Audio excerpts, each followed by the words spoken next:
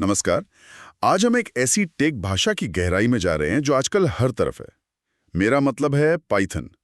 ये सिर्फ कोड नहीं है, ये वो ताकत है जिसने गूगल से लेकर इंस्टाग्राम तक सबको पावर दी है। बिल्कुल।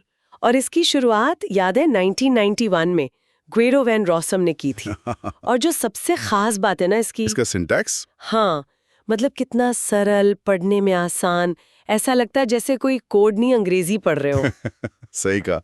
और शायद यही वजह है कि इतनी पॉपुलर है। सीखने में आसान है ना। हाँ, एक तो वो बिगिनर्स के लिए बहुत अच्छा है, पर ऐसा नहीं कि सिर्फ बेसिक है। ये मल्टी पैराडाइम है, मतलब ऑब्जेक्ट ओरिएंटेड, प्रोसीजरल, फंक्शनल, सब चलता है। और लाइब्रेरीज, उनका तो क्या कहना। ओहो बिल्कुल। नमपाई, पांडास, जैंगो, टेंसरफ्लो जैसे हर काम के लिए एक स्पेशल टूल किट तैयार रखा हो। और इसका समुदाय भी तो काफी बड़ा और एक्टिव है। मतलब मदद हमेशा मिल जाती है। क्रॉस प्लेटफॉर्म है, ओपन सोर्स है। जी हाँ, वो भी बड़े फायदे हैं। किसी भी मशीन पर चला लो, कोई लाइसेंसिंग का झंझट नहीं। तो चलिए आज इसी पर और बात करते हैं। समझते हैं कि पाइथन असल में क्या क्या कर सकता है और कैसे ये अलग अलग इंडस्ट्रीज पर इतना असर डाल रहा है। हमारे पास जो जानकारी है उससे समझने की कोशिश करते हैं। जरूर। तो कहाँ से शुरू करें? Web development? या वो अच्छा पॉइंट है। जैंगो और फ्लास्क का नाम बहुत सुनने में आता है। बिल्कुल। जैंगो वो एक फुल स्टैक्ड फ्रेमवर्क है। मतलब बड़ी कॉम्प्लेक्स वेबसाइट बनानी हो जैसे पिंटरेस्ट या इंस्टाग्राम का बैकएंड, तो जैंगो बढ़िया है। इसमें बैटरीज इंक्लूडेड होती हैं एक तरह से। अच्छा, और फ्लास्क वो थोड़ा अलग है। हाँ, फ्लास्क माइक्रो फ्रेमवर्क है, ज्यादा लचीला। जैसे आप लेगो ब्लॉक से बनाते हैं ना, वैसे छोटी या ज्यादा कस्टमाइज्ड चीजें बनाने के लिए परफेक्ट है। रेडिट भी पाइथन यूज करता है बैकएंड में। और ये सब लाखों यूजर संभाल लेते हैं। स्केलेबिलिटी कैसी है? कमाल की है। यही तो पाइथन की खूबी है। छोटी शुरुआत करके बहुत बड़े स्केल तक जा सकते हैं। ठीक है, वेब तो समझ आया, लेकिन आजकल डेटा साइंस और एनालिटिक्स में तो पाइथन का ही बोलबाला है। ऐसा क्यों? हाँ, वो तो है। डेटा साइंस में तो पाइथन का राज है, कह सकते हैं। और इसकी बड़ी वजह है पैंडास लाइब्रेरी। पैंडास। हाँ, पैंडास। सोचिए जैसे कोई सुपर स्मार्ट स्प्रेडशीट हो।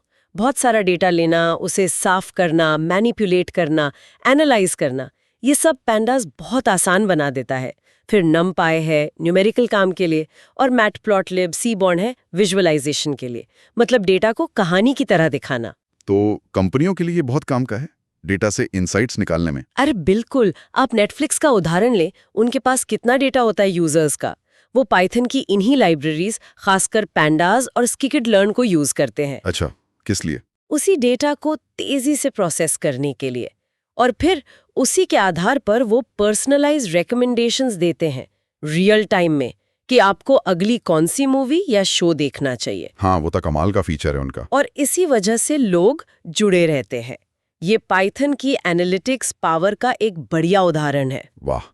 अच्छा, और जो आजकल सबसे हॉट टॉपिक है मशीन लर्निंग और एआई, उसमें पाइथन का क्या रोल है? वहां भी पाइथन किंग है, समझिए।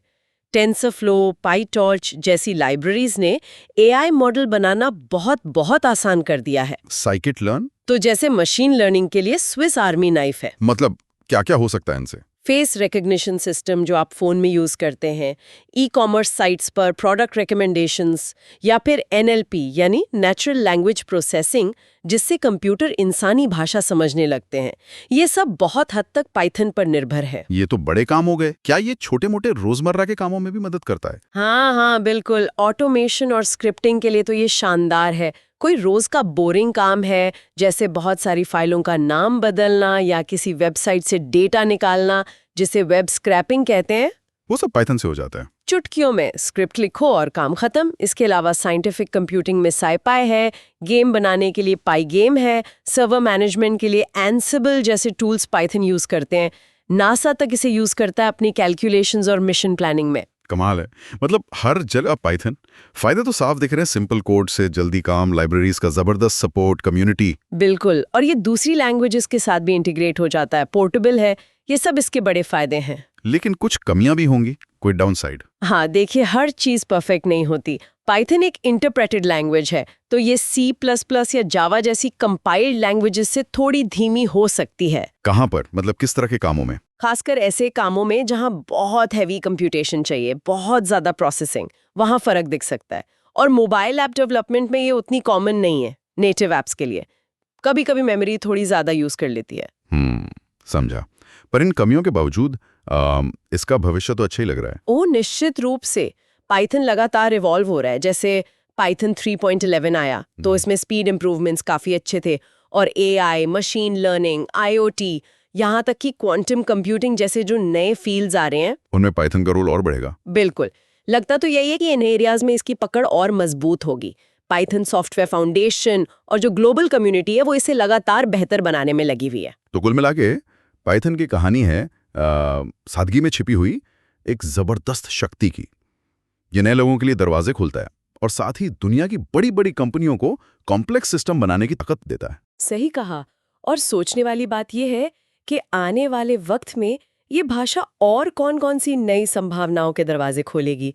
क्या पता आज हम उसकी कल्पना भी ना कर पा रहे हों।